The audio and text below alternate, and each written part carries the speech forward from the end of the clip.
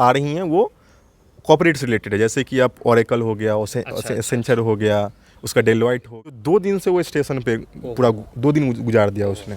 और जैसे उसका एडमिशन यहाँ पे हुआ वो बच्चा 2 दिन तक, और हम लोग हैं नवनीत भैया तो खैर हमारे गार्जियन समान हैं, तो इनके रहते हुए आपको कोई दिक्कत नहीं होगा। बाकी आप रीच आउट कर सकते हैं, कुछ भी प्रॉब्लम हो आप बस होते हैं CUT के थ्रू, फिर इंटरव्यू भी होते हैं। तो we will talk a lot about such thing, the department and the its outreach, कैसे फैकल्टी हैं, क्या प्लेसमेंट स्कोप है और क्या आगे job opportunities and future options रहेंगे। Hello guys, this is Navneet Mishra और आज का जो वीडियो है काफ़ी इंटरेस्टिंग होने वाला है। This is on your most demanded topic, mass media, mass communication of HCU। और हमारे साथ हैं HCU के CUT 22 बैच के student Navneet Jha. So will be talking each and everything. Don't miss this video till end. Fee हो, hostel हो, career हो, future हो, जॉब हो, इंटर्नशिप हो, कट ऑफ हो, each and everything we have discussed in this video. So enjoy the video, let's start the talk. चलो guys, watchful. So hello everyone, this is Navneet Misra from Navinomics and today we have a special guest again Navneet, so Navneet Jha।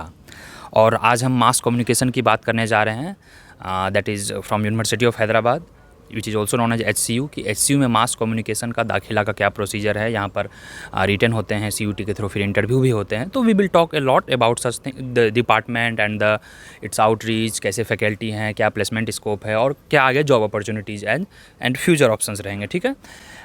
Apart from this, first let us start with the basic introductions. So Navneet, welcome to। Thank you. Hello, मेरा नाम नवनीत झा हुआ और मैंने अपनी graduation 2019 में physics से ख़त्म की थी। उसके बाद मैं फिर जनरल कंपटीशन की तैयारी कर रहा था और 3 साल करने के बाद थोड़ा बहुत मुझे लगा कि घर से भी प्रेशर था कि आप मास्टर्स कर लें तो ज़्यादा बढ़िया रहेगा आपके लिए।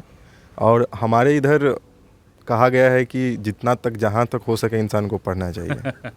एकदम सही। हाँ, फिर आगे? तो पिताजी का ये था कि आप मास्टर्स कर लें। उसके बाद मैंने सोचा कि कोई कोर्स तो चुनना पड़ेगा। हाँ। तो उसके बाद मैंने CUT के थ्रू अप्लाई किया यूनिवर्सिटी सब में। और मैंने जो पहला एग्ज़ाम दिया था वो एक स्टेट यूनिवर्सिटी थी। इसके बारे में नवनीत भी आपको पता भी होगा। अच्छा। माखनलाल चतुर्वेदी। हाँ। जो कि one of the top most university वो भी है। हाँ। yes। तो वहाँ जाने के बाद मैंने एग्ज़ाम लिखा, एंट्रेंस एग्ज़ाम। पहली बार ऐसा हुआ था कि वो अपना अलग अलग सेंटर दे रहा था हर जगह पे। तो वहाँ पे मेरा 5वां रैंक था ऑल ओवर इंडिया में। हाँ। और उस टाइप की जो टॉपर थी हमारी वेदी त्रिपाठी, वो वहाँ पे एडमिशन ना लेके उन्होंने जामिया में लिया था एडमिशन। अच्छा। और जामिया भी आप जानते हैं कि one of the best university है। लेकिन उसमें ये हुआ कि मैं उसका फॉर्म फिल करना भूल गया। अच्छा। तो उसकी वजह से मैं जामिया के लिए अप्लाई नहीं कर सका। तो फिर HCU का यहाँ पे कैसे बात आया आपके जहन में? हाँ, कि तो HCU भी है? SCU हम लोगों के टाइम पे थोड़ा सा लेट चल रहा था उसका एडमिशन। अच्छा। और माखनलाल में मैंने पहले एडमिशन ले लिया था। हाँ, रैंक 5 था। हाँ। तो वहाँ पे 1-2 महीने क्लास करने के बाद मैंने चेंज करने के लिए इसलिए सोचा क्योंकि कोई भी सेंट्रल यूनिवर्सिटी आपको वो माहौल देगी जो आपको कभी भी कोई स्टेट यूनिवर्सिटी, कल्चर आपको मिल जा रहा है, एक प्लेटफॉर्म मिल रहा है। आप एक पूरे इंडिया को जान सकते हैं क्या कल्चर है, क्या चैलेंजेस हैं, बहुत कुछ जानने को। एक जितना आपको एक सेंट्रल यूनिवर्सिटी में मिलता है उतना आपको स्टेट यूनिवर्सिटी में एक्सपोजर नहीं मिल पाता है।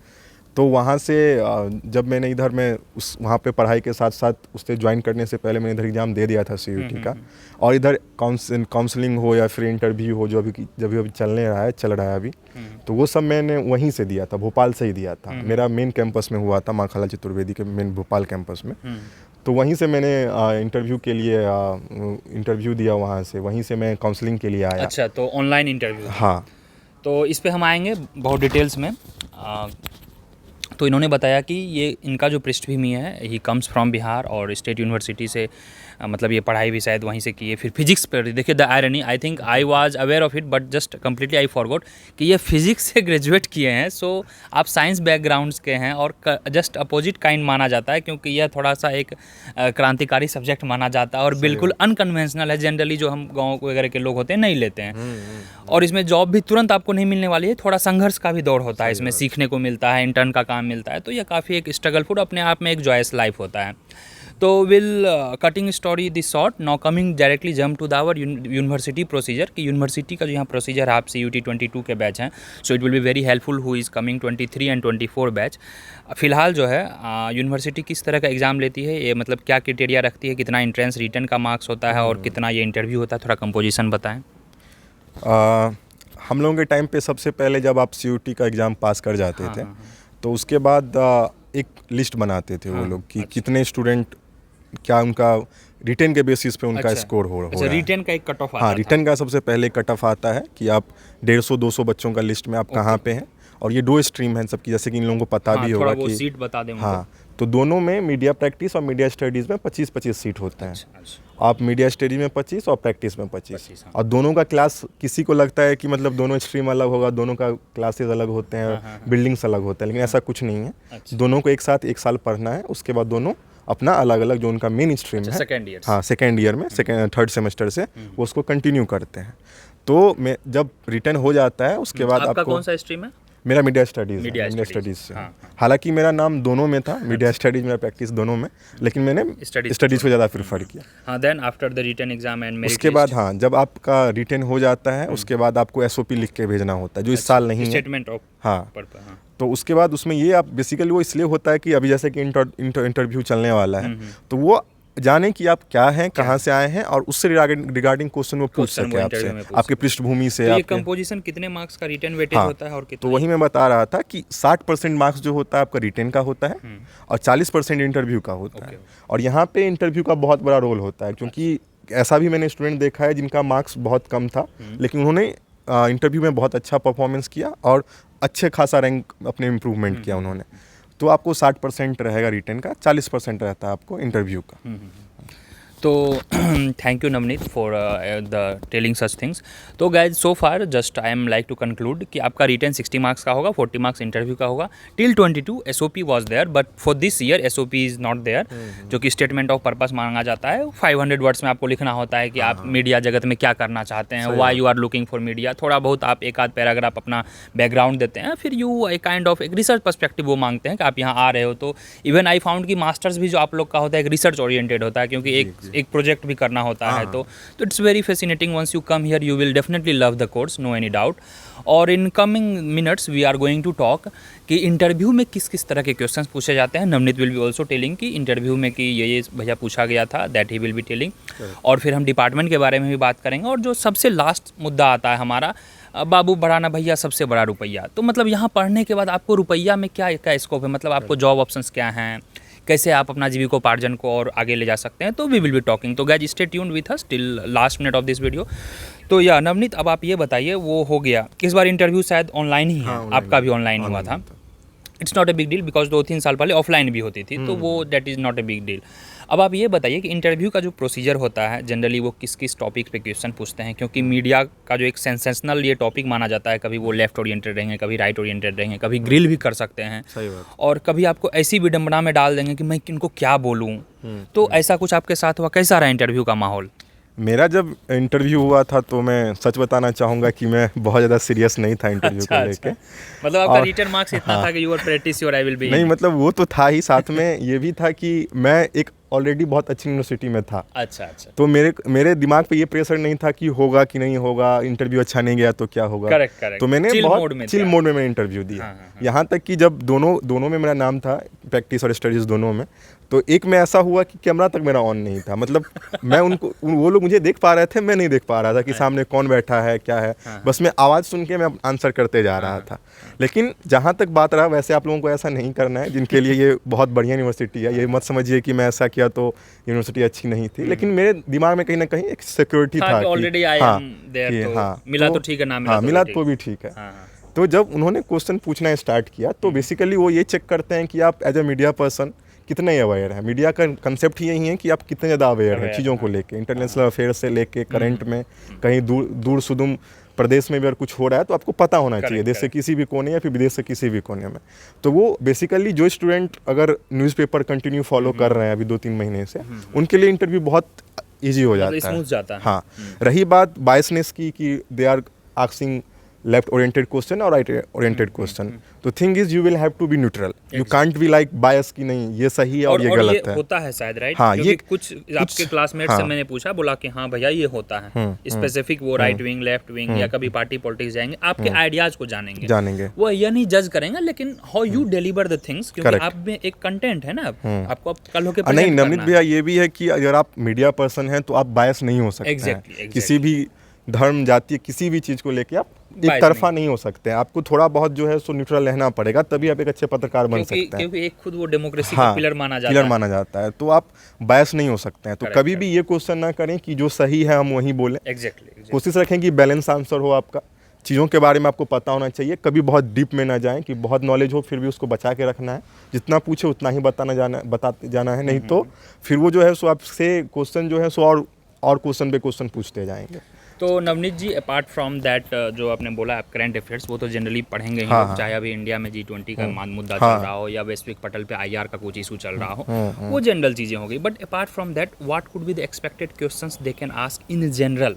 काहे कि कुछ ऐसे आप टिप्स दीजिए जो वो चिरस्थायी रूप से आने वाले भविष्य की पीढ़ी को काम दे, किस तरह के उनको रेडी करके रखना चाहिए? देखिए, जब इंटरव्यू का बात रहा तो वो एक रैंडम क्वेश्चन होता है, उसमें आप कभी फिक्स नहीं कर सकते हैं। जितने भी डिपार्टमेंट में टीचर्स हैं सबका फील्ड अलग है, बहुत ज़्यादा नॉलेज है उनके पास, तो वो कभी भी ऐसा नहीं हुआ हम लोगों के साथ कि सबका क्वेश्चन कहीं ना कहीं मतलब ओवरलैप कर रहा था।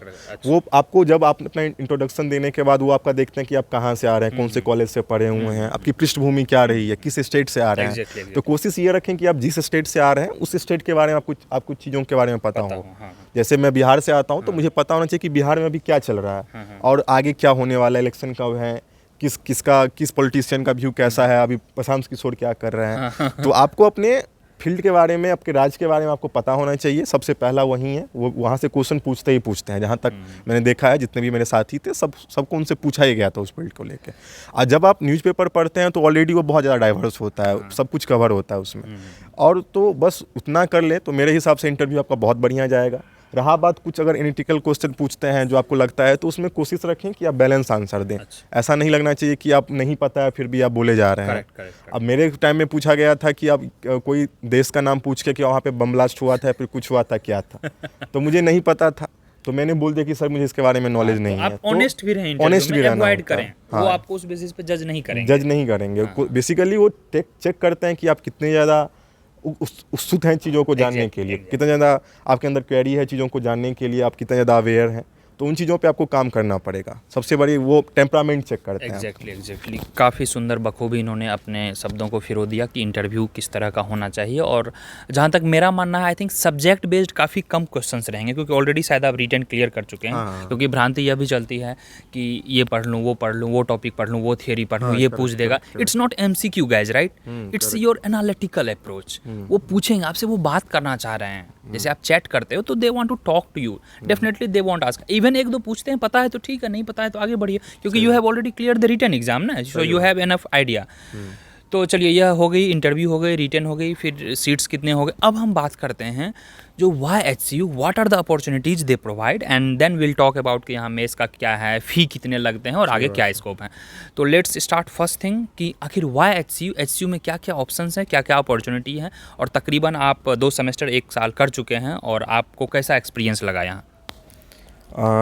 मेरा तो एक्सपीरियंस की बात करें यहाँ पे, तो सबसे पहले बात कर लेते हैं नमित भैया कि इसके यहाँ पे हॉस्टल और इसका इन्वायरमेंट कैसा है। आपको ये पता है कि ये कितना बड़ा कैंपस है, कम से कम 2300 एकड़ में कैंपस फैला हुआ है। तो जब आप इतने बड़े कैंपस में रहते हैं तो आपको बहुत कुछ ऐसा जानने को मिलता है जो आप किसी भी दूसरी यूनिवर्सिटी में नहीं जान सकते हैं।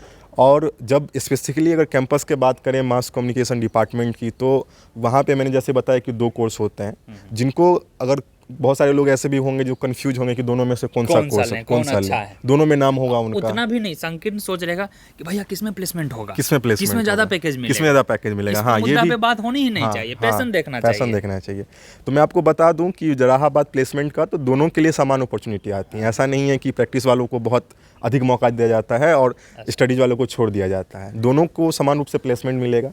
आपको कोर्स दोनों में से अपने इंटरेस्ट के ऊपर चुनना है। जैसे प्रैक्टिस वाले हैं तो वो हमेशा इसलिए जाते हैं प्रैक्टिस में लोग कि वहाँ वो जो प्रैक्टिस है वो क्या बोलते हैं उसको, प्रैक्टिस वाला जो है वो आपको इंडस्ट्री फेसिंग है। आप उसको, जो लोग प्रैक्टिस पढ़ रहे हैं वो इंडस्ट्री को ज़्यादा अच्छे से कर पाएंगे, उनको उसी हिसाब से तैयार किया जाता है। हाँ, एक्सपोजर ज़्यादा मिलता है। जो स्टडीज़ वाले हैं वो भी ख़राब नहीं है, उनको जो है सो थियरी पढ़ाया जाता है। जो स्कॉलर बनना चाहते हैं, जो PhD आगे परस्यू करना चाहते हैं, तो उसके हिसाब से प्रोफेसर बहुत अच्छे होते हैं, तो आपको कहीं और फिर से जाके पढ़ने की ज़रूरत नहीं पड़ती है। आप पढ़ते पढ़ते जो है सो अपना नेट जेआरएफ क्लियर कर लेते हैं या फिर किसी रिसर्च में जाके काम करते हैं। जो हमारे कुछ प्रोफेसर्स हैं वो यूनेस्को के चेयरपर्सन भी हैं, तो वहाँ पे आपको यूनेस्को के साथ काम करने का मौका मिल सकता है। बेसिकली रिसर्च के लिए मीडिया स्टडीज़ है और इंडस्ट्री के लिए मीडिया प्रैक्टिस है। मतलब आपको आगे और पढ़ाई करना है, if you are looking for कि पीएचडी करना हो या फॉरेन जाना हो तो आपको स्टडीज सेलेक्ट करना चाहिए, otherwise practice is definitely a good choice. तो अपना अपना इंटरेस्ट के साथ जाना चाहिए। रही बात प्लेसमेंट की, तो दोनों के लिए सेम है, दोनों में कोई अंतर नहीं है। आप स्टडीज़ लें, प्रैक्टिस लें, दोनों को समान अपॉर्चुनिटी मिलेगी। रही बात फीस की कि फ़ीस कितना है, एफोर्डेबल है कि नहीं है दूसरे के कंपेयर में, तो जहाँ पे IMCU में आपको 1-1.5 लाख रुपया पे करना पड़ता है, वहाँ पे आपको डिप्लोमा डिग्री मिलता है। यहाँ पे ये है कि जब आप 1 साल का कोर्स होता है वहाँ पे? नहीं, वहाँ पे डिप्लोमा मिलता है बस IMC में, वहाँ पे मास्टर्स डिग्री नहीं मिलता है। अच्छा। तो यहाँ पे ये भी है कि आप अब जो नई एजुकेशन पॉलिसी आई है उसके तहत जो है सो आप 1 साल के बाद जो है सो यहाँ पे आपको डिप्लोमा भी मिल सकता है। हो सकता है कि आप यहाँ पे कोर्स में इन्वॉल्व हुए, आपका 1 साल के बाद इंटरेस्ट किया कि नहीं मुझे कुछ और करना है, तो आप डिप्लोमा लेके यहाँ से जा सकते हैं। साथ में जब 2 साल आपका जो होता है वो बहुत अपने आप में चैलेंजिंग के साथ साथ बहुत कुछ नया जानने को मौका मिलता है, एडवेंचरस आप इसको समझ सकते हैं। तो जब फीस की बात आती है तो फीस बहुत ज़्यादा नहीं है, बहुत कम भी नहीं है। इतना है कि आप एफर्ट कर सकते हैं। आपको 6-6 महीने पे जाके पैसा पेमेंट करना है, ऐसा नहीं है कि आपको एक ही बार में ले रहे हैं तो आपको सोचना पड़ना। हाँ, तो पर सेमेस्टर करके आपको इंस्टॉलमेंट में पैसा जमा करना है, जैसे आप कार खरीदते हैं वैसे ही EMI वाला सिस्टम है यहाँ पे।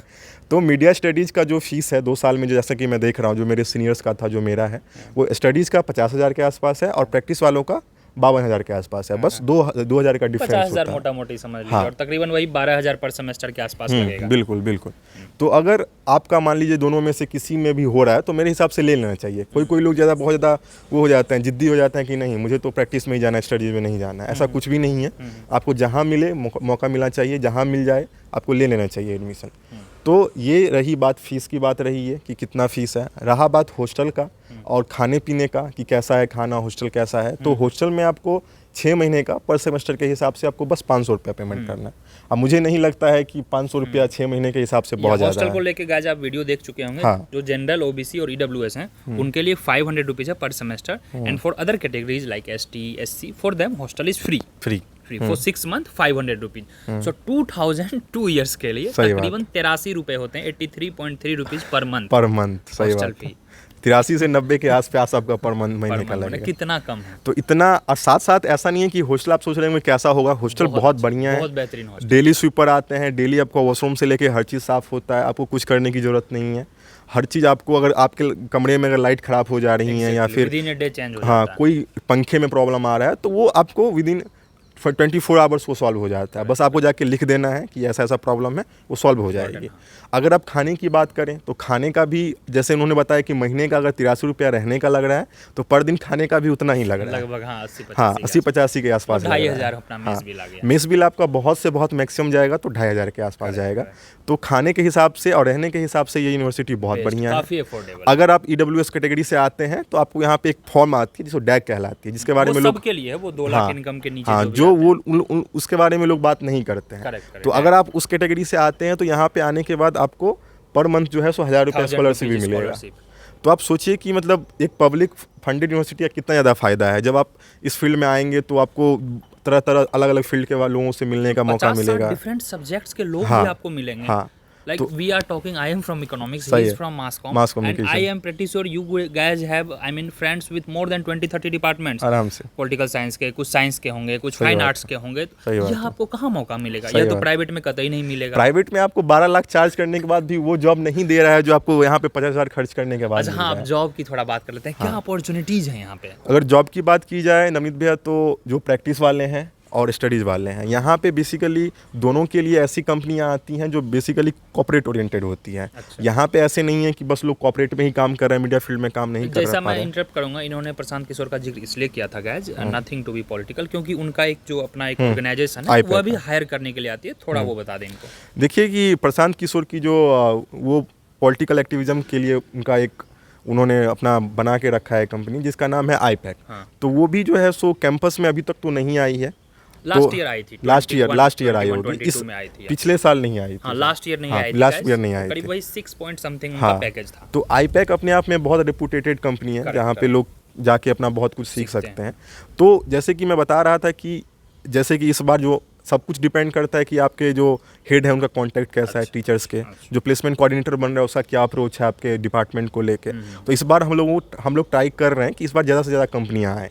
वो आपके ऊपर है कि आप कितना ज़्यादा निगोशिएट करते हैं। अच्छा, तो नवनीत किस तरह की कंपनियां जैसे फेमस हैं इस फील्ड में? इस फील्ड में जो है बेसिकली जो मैं बता दूं कि मीडिया ओरिएंटेड कंपनियां कम आती हैं। जो ज़्यादा कंपनियां जो आ रही हैं वो कॉर्पोरेट से रिलेटेड है, जैसे कि आप ओरेकल हो गया, एसेंचर हो गया, उसका डेलोइट हो गया, तो अमेजन हो मुझे गया। कहीं ना कहीं लग रहा है शायद जो मीडिया स्टडीज़ का रोल होगा, राइट? नहीं, आप दोनों के लिए वो प्लेसमेंट है। आपके ऊपर है कि आप कितना ज़्यादा कैपेबल है उस चीज़ को ग्रैब करने के लिए। सबसे पहले रिटेन टेस्ट होता है, फिर वो इंटरव्यू लेते हैं वहाँ पे। तो दोनों के लिए कोई ऐसा नहीं है कि जो स्टडीज़ वालों के लिए अपॉर्चुनिटी है, दोनों के लिए अपॉर्चुनिटी है। और पैकेज भी बहुत अच्छा रहता है। आप समझ जाइए कि 10 लाख के आसपास भी पैकेज रहता है, 9 लाख का भी रहता है, 7 लाख का भी रहता है। एक क्या लिमिट है लोअर अपर रेंज मोटा? 5 से लेके आपको 10, 11, 12 तक रहता है। 5 से 12 तक? हाँ, 5 से 12 तक रहता है। तो आप समझ जाइए कि जो बीटेक करने के बाद 4 लाख 5 लाख खर्चा करने के बाद 5 लाख का भी जॉब मिलना मुश्किल होता है। यहाँ पे 50,000 के बाद आपको 9-10 लाख का मौका मिल रहा है, जो लोग बस प्लेसमेंट की बात करना चाह रहे हैं। कुछ लोग होते हैं कि नहीं, मुझे बहुत ज़्यादा मैं पैशनेट हूँ मीडिया इंडस्ट्री में काम करने के लिए, मुझे उसमें काम करना है। तो आप इतना भरोसा रखिए कि जब यहाँ आपसे निकलिएगा यहाँ से आप, तो आप कहीं ना कहीं आप प्लेस होंगे ही, चाहे वो टीचर्स के कॉन्टैक्ट के थ्रू हो या फिर आपके कॉन्टैक्ट के थ्रू हो या फिर प्लेसमेंट के थ्रू हो। तो उसके लिए सोचना नहीं है बहुत ज़्यादा। हाँ, कैपेबल आप हो जाइएगा कि आप कहाँ आपको जाना है। आप कोर्स ज्वाइन करने के 1-2 साल बाद आपको पता चल जाएगा। तो प्लेसमेंट के लिए बिल्कुल नहीं सोचना है, हॉस्टल के लिए बिल्कुल नहीं सोचना है, खाने के बारे में बिल्कुल नहीं सोचना है। रैगिंग वैगिंग यहाँ नहीं होता? रैगिंग तो बिल्कुल नहीं है यहाँ पे। मैं आपको बता दूं कि जितना आपको सीनियर्स यहाँ पे सपोर्टिव है उतना नॉर्थ इंडियन में नहीं देखने को मिलता है, क्योंकि थोड़ा बहुत वहाँ पे होता है कि मैं तुमसे सीनियर हूँ, जूनियर होता है। लेकिन आपको जितना यहाँ पे एक सीनियर अपने बड़े भाई की तरह आपको सपोर्ट करता है। मेरे भी कुछ सीनियर थे जिन्होंने मुझे बहुत सपोर्ट किया। अभी भी वो चले जाने के बाद भी हमेशा फ़ोन पिकअप करते हैं, बात करते हैं। और यूनिवर्सिटी में भी एक ऐसा माहौल है कि आपको रैगिंग तो क्या, मतलब जैसे लगेगा कि भाई दोस्त से अच्छा तो सीनियर है। इसलिए रैगिंग वाली बात ही नहीं है यहाँ पर।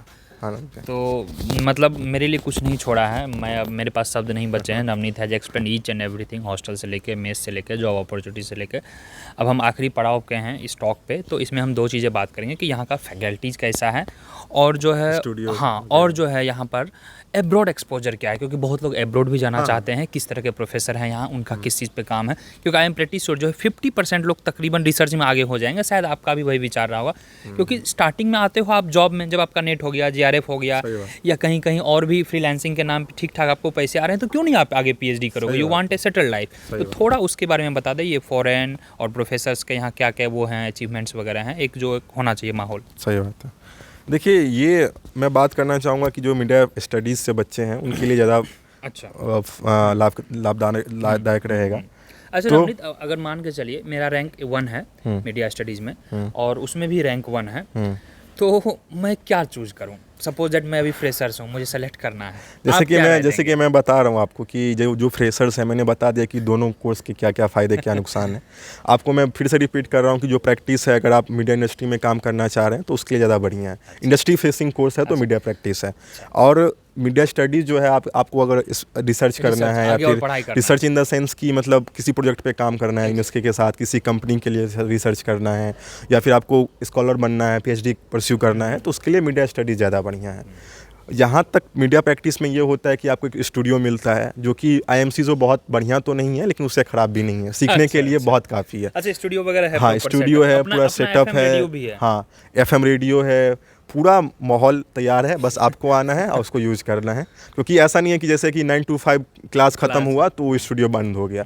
आपके ऊपर है, आप जाके नोटिस डालें, उसका चाबी वाबी लें पूरे स्टूडियो का, जाएँ वहाँ पे, हाँ, बैठें, काम करें, जितना देर तक काम करना है। कैमरा अगर इशू चाहिए, कैमरा अगर फोटोग्राफी का शौक है आपको फोटोग्राफी का, तो आप कैमरा लीजिए, जाके शूट कीजिए, कोई आपको रोकने नहीं जा रहा है। अच्छा, मतलब तो हाँ, प्रैक्टिस के लिए भी पूरा व्यवस्था है। स्टडीज़ के लिए भी टीचर्स बहुत ज़्यादा अप्रोचेबल है। जैसे कि अभी नमित भैया पूछ रहे थे कि टीचर्स कैसे हैं, फैकल्टी कैसे हैं, फॉरेन का क्या है? तो मैं आपको बता दूं कि जो मैंने नोटिस किया है, जो सेंट्रल यूनिवर्सिटी हैं और भी बहुत सारी COJ है, सेंट्रल यूनिवर्सिटी ऑफ झारखंड है, बहुत सारी यूनिवर्सिटी हैं, हर जगह सारे टीचर्स जो हैं सो PhD होल्डर नहीं होते हैं। सबके नाम के पीछे डॉक्टर नहीं लगा होता है। और स्टेट यूनिवर्सिटी में भी जैसे माखनलाल में था तो वहाँ पे मैक्सिमम टीचर कॉन्ट्रैक्ट के बेसिस पे थे।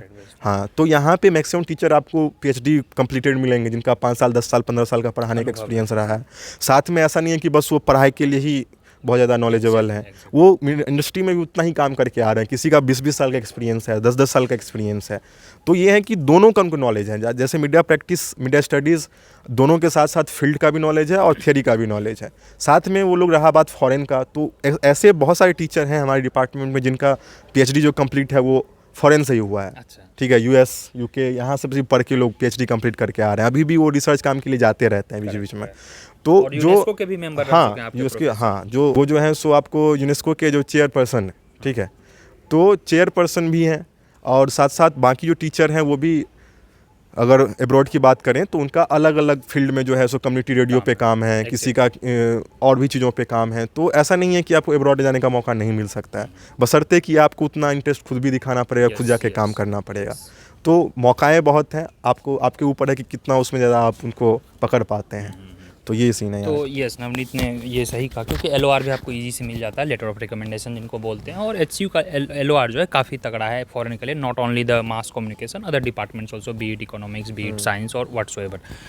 तो प्रोफेसर्स की बात हो गई, अब आते हैं थोड़ा सा जो है, नवनीत ने खुद ने पीटीआई में इंटर्नशिप किया था। हाँ, कि यहाँ जो है, और इसके अलावा आपको हैदराबाद बेस्ड भी जो है मैं देखा हूँ, काफ़ी अच्छा एक इंटर्नशिप का माहौल है। प्रोफेसर खुद अप्रोच होकर ग्रुप में बच्चों को ले जाते हैं, विजिट कराने जाते हैं, कैसे काम होता है, कैसे यहाँ का लोकल स्टूडियो हो गया या टीवी जो भी मीडिया सेंटर वगैरह हो गई, कैसे काम चलता है। तो ये सब आपको रियल लाइफ एग्जाम्पल मिलेगा।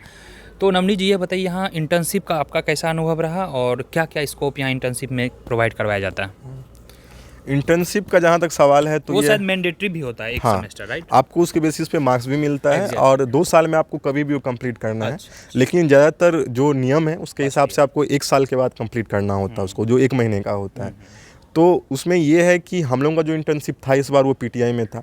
जो उसके सीईओ हैं वो खुद आए थे यहाँ पे, सीईओ विजय जोशी सर। अच्छा। तो उन्होंने क्लास में आके सबसे पहले लोगों का जाना कि उन्होंने बात किया हम लोगों से, उन्होंने आके डिस्कस किया यहाँ पे। तो एक पीटीआई का सीईओ आपके यूनिवर्सिटी विजिट कर रहा है तो वो बहुत अपने आप में बहुत बड़ी बात है, क्योंकि आप जानते होंगे कि पीटीआई न्यूज एजेंसी है और वो सबसे बड़ी न्यूज एजेंसी अभी इंडिया में है। तो बहुत बड़ी बात होता है कि वहाँ पे अपने आप में इंटर्नशिप कंप्लीट करना। हम लोगों ने भी किया, बहुत अच्छा एक्सपीरियंस रहा। आपने वहाँ के कमिश्नर्स वगैरह से भी मिला? हाँ, वगैरह से? वहाँ में गया, वहाँ पे विजय जोशी सर खुद मिले, जो इंटरव्यू लेने आए थे खुद मिले। तो आपको अपॉर्चुनिटी की कमी नहीं होगी। अब वो ऐसा था कि वो हमारे टीचर्स ने ही हम लोगों को दिलवाया था। तो ये है कि टीचर्स आपके लिए हमेशा एक गार्जियन की तरह कंसर्न होते हैं कि हमारे बच्चों का कहाँ से कहाँ बेस्ट हो सके। कुछ लोग ऐसे भी थे जिन्होंने वहाँ जाना अच्छा नहीं समझा, तो उन्होंने अपने हैदराबाद में भी एडवर्टाइजिंग एजेंसी में काम किया, और भी जो लोकल न्यूज़पेपर हैं, डेक्कन क्रॉनिकल है, सियासत है, उसमें जाके अपना इंटर्नशिप कंप्लीट किया। तो ये आपके ऊपर है कि आप कैसे चीज़ों को आके गैदर कर रहे हैं, कहाँ आपको जाना है, आपके इंटरेस्ट के ऊपर है, वो आपको सारे ऑप्शंस देते हैं। तो इसके मामले में हैदराबाद हो या फिर दिल्ली हो या फिर कहीं भी हो, इंटर्नशिप अपने आप में वो लोग बहुत अच्छा प्रोवाइड करते हैं, इसलिए उसके लिए मैं बोलूँगा कि बहुत बढ़िया है। तो अब हम आखिरी पड़ाव हैं, मैं 2 मिनट लूँगा, आखिरी बोल के मैं 3 बार आखिरी बोल चुका हूँ, माफ़ी उसके लिए। इन 2 मिनट में 2 मुद्दों पे मैं बात करूँगा। एक तो कट ऑफ, जो कि जायज़ है, सब लोग, अभी आपका इंटरव्यू वगैरह शुरू हो जाएगा तो कट ऑफ की बात करेंगे, और what are the alternatives of HCU. क्योंकि इफ़ यू आस्क मी कि टॉप 3-4 में आप एचसीयू को रख सकते हो विदाउट एनी डाउट, अगर आप अफोर्डेबल एजुकेशन इस फील्ड में चाहते हो। मतलब कम में अच्छा मिल जाए, मैं महंगा वाले की बात नहीं कर रहा हूँ। तो नवनीत जी, आप 2 चीज़ों पे प्रकाश डालें कि अप्रॉक्सीमेट कट ऑफ क्या था या क्या रह सकता है, या इतना मार्क्स लाए तो आपका एडमिशन हो जाएगा, और जिनका एचसीयू नहीं हो पा रहा है तो वो और आगे 3-4 कहाँ पे मतलब अपने आप को पार कर सकते हैं। हाँ, सही बात है, क्योंकि हम लोग ऐसा नहीं है कि बस एचसीयू के बारे में ही बात करें। चीज़ों के बारे में पता होना चाहिए। और सबसे पहले भैया मैं इसका रैंकिंग के साथ शुरुआत करना चाहूँगा कि जो एसयू का रैंकिंग है, जैसे NIRF रैंक आपको पता होगा, उसका जो रैंकिंग है वो उसके हिसाब से 10वें नंबर पे थी इस बार, ठीक है। हाँ, अभी 9 पे आ गई है। और साथ में अगर आप इसका बात करें कि मास कम्युनिकेशन डिपार्टमेंट का क्या स्थान है उसके कॉलेजों में, तो वो 5वें स्थान पे है। हाँ, टॉप 5 में आ रही है। तो ये रैंकिंग के हिसाब से तो आप समझ ही रहे हैं कि बहुत बढ़िया यूनिवर्सिटी है। साथ में अगर बात करें जो क्वेश्चन क्या था ना, हाँ, फिर आपके बाद आता है कि कट ऑफ वगैरह का क्या सीन रहता है, और बच्चे अपार्ट फ्रॉम एचसीयू कहाँ जा सकते हैं।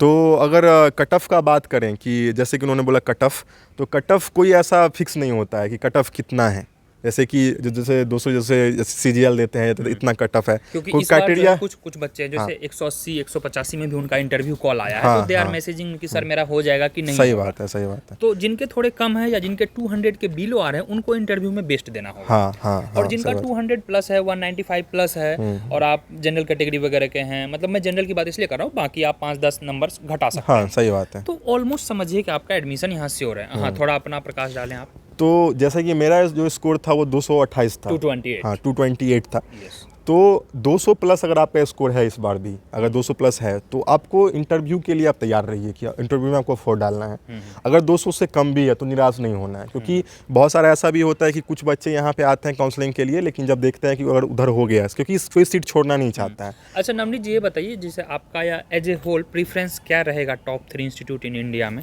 हाँ, तो मैं बता रहा हूँ कि जैसे अगर यहाँ पे मिल जाए तो आप उसको तो छोड़िए मत। साथ में अगर इसके अलावा अगर बात करिएगा तो सबसे बढ़िया जामिया है। जामिया। हाँ, जामिया टॉप मोस्ट यूनिवर्सिटी है। अगर किन्हीं को अगर बस मीडिया इंडस्ट्री में काम करना है, उनको है कि मुझे PhD और रिसर्च में या फिर एजुकेशन में आगे नहीं जाना है, मुझे बस मीडिया में काम करना है, तो उनके लिए IMC से बहुत बढ़िया कुछ हो ही नहीं सकता है। तो अगर आप IMC आपको जहाँ भी मिल जाए आप वहाँ पे ले लें एडमिशन। लेकिन मास्टर्स की डिग्री शायद वो नहीं देती है, तो रिसर्च वो मतलब थोड़ा रिसर्च के लिए आपको फिर अवरोध होगा। उसके अलावा फिर उसके आप कोई दूसरी कोर्स करके 1 साल कंप्लीट करके आप कर सकते हैं, उसमें कोई दिक्कत नहीं होगा। लेकिन आप चाहते हैं कि 2 साल मुझे पढ़ाई की रिसर्च के लिए बहुत बढ़िया प्लेटफॉर्म मिले, तो यही सबसे बढ़िया है। तो एक जामिया हो गया आपका, एक IMC हो गया, उसके बाद HCU अपना हो गया। इसको भी आप 3 से 4थे नंबर पे रखें, इसको भी कम उससे ख़राब मत माने। तो ये 3-4 यूनिवर्सिटियाँ जो बहुत बढ़िया हैं। इसके अलावा अगर आपको सेंट्रल यूनिवर्सिटी मिल रहा है, जैसे स्टेट यूनिवर्सिटी में जैसे मैं बताया कि माखनलाल चतुर्वेदी, वो भी अपने आप में बहुत फेमस कॉलेज है, तो उसको भी आप 4थे नंबर पर रखिए। सबसे पहले पे आप जामिया को रखिए, सेकंड पे IMC, थर्ड पे रखिए आप HCU, उसके बाद आप रखिए आज माखनलाल चतुर्वेदी। उसके बाद और भी जितने भी सेंट्रल यूनिवर्सिटियां हैं, जैसे दिल्ली यूनिवर्सिटी, हाँ दिल्ली यूनिवर्सिटी हो गया, सेंट्रल यूनिवर्सिटी ऑफ झारखंड हो गया, साउथ बिहार अपना, साउथ बिहार में भी आप देख रहे हैं कि बहुत अच्छा स्टूडियो वहाँ पे सेटअप हो गया है। तो अगर आपको कहीं एडमिशन नहीं मिलता है 4 के अलावा, तो आप गैप ना लें। ये मत सोचें कि मुझे नहीं टॉप मोस्ट यूनिवर्सिटी में जाना है। आप वहाँ पे भी पढ़ के बहुत अच्छा कर सकते हैं। अगर आपको आगे पढ़ने की इच्छा होगी तो फिर यहाँ PhD में आ सकते हैं। तो साउथ बिहार मिले या फिर सेंट्रल यूनिवर्सिटी ऑफ झारखंड मिले, छोड़िए मत, वहाँ पे भी एडमिशन ले लीजिए। तो मेरा तो यही रहेगा नंबरिंग। तो thank you so much guys. अब मुझे नहीं लग रहा है कि नवनीत जी हमने किसी भी पार्ट को मिस किया, and it was totally unscripted. Thank you Navneet कि प्रॉम्प्टली आपने सब कुछ निभा दिया, अपना एक जो किरदार होना चाहिए एक एंकर का। हमने मेस फी की बात की, हॉस्टल की बात की, डिपार्टमेंट की बात की, कट ऑफ की बात की, आपके फ्यूचर्स की भी बात कर ली, प्लेसमेंट की बात की, everything we have touched. I don't think we have missed anything. तो I wish you all the best guys. और जो भी नए लोग इस वीडियो को देख रहे हैं, don't forget to subscribe the channel and please share this video. Why I am telling you to share कि एक कोई गांव का बच्चा बैठा होगा, हो सकता है उसमें टैलेंट की कमी नहीं होगी, परंतु अवेयरनेस नहीं होगी। HCU इतना है, 50,000 में ये कोर्स दे रहा है, 500 रुपये में 6 महीने मुझे हॉस्टल दे रहा है, यह सब सुविधाएं हैं, लेकिन लोग को पता रहे तब तो। शायद हो सकता है आपको अगर पता ना रहता तो आप भी शायद नहीं आ पाते। तो यह जायज़ है, तो आप लोगों को बताएं, अपने फ्रेंड्स को बताएं। और thank you so much Navneet. अगर आपको लग रहा है कुछ हम मिस कर रहे हैं तो प्लीज़ ऐड ऑन करें। And people who will come to here campus, don't hesitate to meet him, meet me, be frankly, be open, we all are very friendly and he will be there to guide you, specially whosoever coming to the admission. और शायद जिस दिन आपका admission होगा तो I hope कि हम लोग वहाँ रहेंगे, नवनीत भी वहाँ रहेगा, आपसे मिलेगा और फ्रैंकली आप मीट करें। अगर हो सकता है तो मैं कोशिश करूँगा, नवनीत का ईमेल ID नीचे दे दूंगा। अगर आपको किसी भी प्रकार का गाइडेंस चाहिए तो you can definitely reach him out.